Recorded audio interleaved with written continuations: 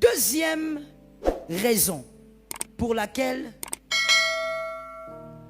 certaines familles ne s'épanouissent pas, ne réalisent rien. Proverbe 22, 3. Proverbe 22, 3. La Bible dit, l'homme prudent voit le mal de loin et se cache. Au nom de Jésus, sois capable de voir le mal et de te cacher. Quand on dit se cache, c'est-à-dire que le mal ne l'atteint pas. Cache-toi. Mais écoutez, pour que vous puissiez vous cacher, vous devez faire quoi? Voir. Voyez. Voyez d'où vient le mal. Voici la deuxième raison que tu vas maintenant écrire, en accompagnant de ce verset-là. La décision souveraine. C'est comme ça que je l'ai appelé. Ce deuxième point ou cette deuxième raison. La décision souveraine. Aidez-moi un peu, dites à votre âme la décision souveraine. J'ai opté pour ce terme parce qu'il y a vraiment des familles, telles que nous sommes là. Il y a vraiment des familles qui ont un sentiment de supériorité absolue quand il s'agit des foyers de leurs enfants. Et donc ici, je suis en train de parler des belles familles toxiques. Il y a vraiment, et je les ai nommés comme ça, ceux qui ont la décision souveraine. Selon eux, ils ont une décision souveraine. C'est-à-dire quand ils décident sur la famille de leur fils, c'est Amen. Quand ils décident sur le foyer de leur fille, c'est Amen. Il y a des familles ici, je ne parle pas de l'œil de Jésus, qui n'arrivent pas à se réaliser à cause de leur belle famille. Les décisions ne se prennent plus dans la famille, les décisions se prennent dans la belle famille. Tu parles avec ta femme sur le lit, tu dis cette année, lançons-nous un peu dans le transport. D'accord, on va prier pour ça. Au lieu de te limiter là, monsieur, toi avant d'aller au travail, tu fais un stop d'abord chez ta maman. Et quand tu arrives là-bas, tu dis, maman, tu sais, nous devons nous lancer dans le transport, moi et ma femme. Maman qui dit quoi? Pourquoi? Tu as combien d'abord? Non. Et puis d'abord, laisse-moi corriger une phrase. Quand maman dit tu as combien, il n'a pas combien, ils ont combien? Il y a quelqu'un qui n'a pas compris. J'ai dit il n'a pas. C'est-à-dire que les belles familles toxiques, quand ils regardent leur fils marié ou leur fille, ils se focalisent sur leur fils ou sur la fille. Ils ne disent jamais vous, ils disent toujours toi. J'ai appris que tu as acheté une maison. Non, votre fils, votre fille n'a pas acheté une maison. Ils ont acheté une maison. Et tu verras maman qui dit, tu as combien? Et le fils aussi dit, non, j'ai 45 000 $. Ah, bon, tu me donnes d'abord son met en banque. Ok? Parce qu'il ne faut pas te lancer comme ça. Les transports à Kinshasa, ça ne donne plus. Et toi aussi tu dis, j'arrive maman. Tu entres dans la voiture, tu rentres à la maison. Ta femme te demande, mais chérie, tu es revenue? Oui, oui, oui. Maman pense qu'il faut d'abord qu'on mette l'argent en banque. Votre famille est une entité libre. Votre famille est une entité libre. Vous sortez d'une famille, mais vous êtes une entité libre. Vous prenez vos décisions. Je veux que quelqu'un m'entende bien. Et là même, ne dis même pas Amen parce que tu dois écouter bien la suite. Vous prenez vos décisions. Vous prenez votre direction. Vous subissez vos échecs. Ce sont vos échecs, vous devez les subir. Il n'y a pas de honte ou d'anomalie à ça. C'est normal que vous puissiez subir vos échecs. Ce n'est pas à cause de ça qu'il faut dire, mais il fallait écouter maman. Non, si on a quitté le toit paternel, c'est pour écouter sa femme, c'est pour écouter son mari. Donne un amen que le malin soit loin de toi. Donne 3 amen que le mal qui est là soit loin de toi. Tu vois des familles qui en souffrent. Une femme qui a l'air bien, mais elle en souffre. Un homme, surtout quand ce sont les hommes, je vous dis, oh mon Dieu, j'ai vu des hommes souffrir parce que son foyer, sa famille est contrôlée par sa belle famille. Et vous voyez, l'homme, il devient comme un pantin, comme une marionnette. Il n'a même pas de force, il est comme ça. Il est tout le temps triste, même à l'église. Quand nous on dit Alléluia, Amen. Parce que combien de fois il avait dit à sa femme, nous allons faire ci. Sa femme est allée dire à sa maman. Maman a dit, donne l'argent là, je vais garder. Quand le mari a demandé l'argent, l'argent n'existe plus.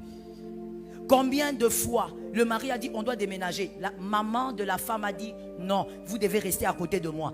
Écoutez, quand on se marie, ce n'est pas pour rester à côté de la famille. Allez loin. Est-ce que quelqu'un m'entend bien? Mais il y a des belles familles très toxiques. Leur décision semble être souveraine. Quand ils parlent, le garçon perd l'équilibre. Il doit absolument faire ce que sa famille dit. Mon frère, écoute s'il te plaît. Ma soeur, écoute ceci et retiens pour la vie. Enseigne-les à tes enfants. Ne sois pas un adulte dans le célibat pour être un gamin ou une gamine dans le mariage. Ne sois pas un adulte en dehors et être un gamin, une gamine dedans. Sois courageux. Tu es marié à une femme, tu es marié à un homme, prenez vos décisions. Comme je le disais tout à l'heure, vous allez commettre certainement beaucoup d'échecs dans la vie, mais ça fait partie de votre vie. Ça fait partie de la vie de votre famille. Est-ce que quelqu'un m'entend? Les belles familles toxiques sont là pour dire, nous décidons. Voilà pourquoi je dis ici aux familles mariées, aux couples mariés, c'est dès le départ qu'il faut connaître la limite qu'a les deux belles familles par rapport à votre famille. C'est dès le départ qu'il faut connaître la limite qu'a les deux belles familles. Il y a quelque chose que j'ai constaté. La plupart d'hommes considèrent que c'est un tabou que de parler à sa femme de sa famille. Quand on parle de sa famille, il dit non, non, non, ne touche pas à ma famille. Tu ne peux pas considérer sujet de ta famille tabou avec quelqu'un à qui tu as déjà enlevé tous les tabous. Si tu n'as pas compris, on continue. Il y a les enfants là-bas. Tu veux quoi? Tu veux qu'on me critique, que je dis des choses devant les enfants? Si tu n'as pas compris, c'est fini, on passe, papa. Comment veux-tu? Quelqu'un face à qui tu as déjà fait tomber tous les tabous. Tu es allé même au-delà d'Adam. Hein? Tu es allé au-delà. Même Adam, s'il revenait ici, il va te dire, frère, toi tu as des techniques que moi j'ignore. Les premiers hommes, mais tu les pattes. Mais c'est devant cette femme-là que tu dis, non, ma famille c'est un sujet tabou. Non. It's nonsense. Ça n'a pas de sens. C'est vraiment non-sens. Comme c'est quelqu'un face à qui tu as déjà fait tomber tous les boucliers, il faut faire tomber alors tous les boucliers. Il faudrait être capable de parler avec beaucoup de maturité. Monsieur le marié, madame la mariée, vous vous asseyez et vous dites, écoute, dans notre famille, comment on va gérer nos deux familles? Qu'est-ce que nos deux familles ne doivent jamais décider ici? Qu'est-ce que nos deux familles ne doivent jamais connaître? Quelles sont ces choses? Disons-le nous. C'est quoi? Et ta famille et la mienne. Quelles sont les choses que si nous décidons, la famille va seulement constater, nous n'allons rien dire.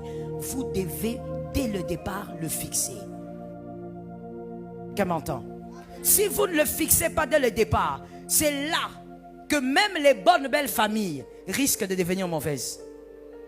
Il y a une phrase que j'aime dire à mes fils spirituels et je te le dis aussi. Dieu peut te donner une bonne personne. Dieu peut mettre à côté de toi une bonne personne. Pas forcément pour le mariage, même un ami, une amie. Dieu peut t'envoyer un groupe et ce sont des bonnes personnes. Mais il faut apprendre à aider les bonnes personnes à rester bonnes. C'est aussi ta responsabilité que d'aider une bonne personne à rester bonne. Quand la belle famille, toi-même mademoiselle, madame, puisque tu es déjà mariée, toi-même madame, c'est là que je vais finir, suis-moi bien. Toi-même tu n'aides pas cette belle famille qui était bonne pour toi. Tu ne les as pas aidés à rester bons. C'est-à-dire quand ta belle famille fait entrer, toi tu ouvres toutes les portes. Oui, entrer. Et tu crois que c'est avec ça qu'on va t'ajouter les galons d'une bonne femme. Tu auras les certificats et les brevets de la meilleure femme de la famille.